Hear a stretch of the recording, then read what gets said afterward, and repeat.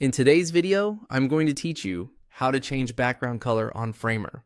Whether you're refreshing a landing page, testing a seasonal theme, or aligning a section to your brand palette, changing the background color in Framer is fast and precise. We'll focus on a section, but the same approach works for any frame or container, so you can keep your design consistent across your project. Start by selecting the section you want to update on the canvas. Hover until you see the clear outline. Then click once to highlight it. You can also pick it from the Layers panel if that's easier. You'll know you've got the right layer when its bounding box appears and the right right-hand sidebar updates with layout and appearance options. If you happen to click text or an element inside the section, use the breadcrumb at the top of the canvas to move up one level until the section itself is selected. This ensures you're changing the background of the container, not a child element. With the section selected, look to the right-hand sidebar for the appearance controls and find Fill. This property controls the section's background.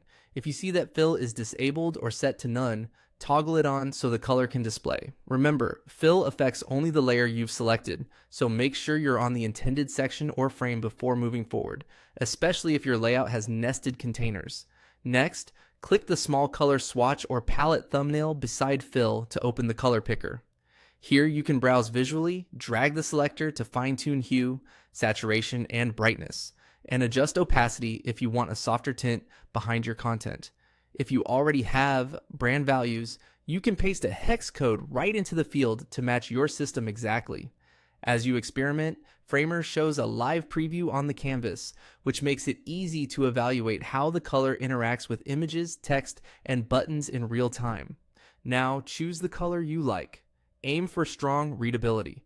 Make sure there's enough contrast between the background and any foreground elements, especially body text and calls to action. If the color feels overpowering, lower the opacity slightly or nudge the brightness until the content stands out clearly. If it looks like nothing changed, check that another layer isn't sitting on top of the section and confirm you're editing the section's fill rather than an inner element style. And that's all there is to it. You selected the section, opened Fill, clicked the color palette, and picked a color that supports your design.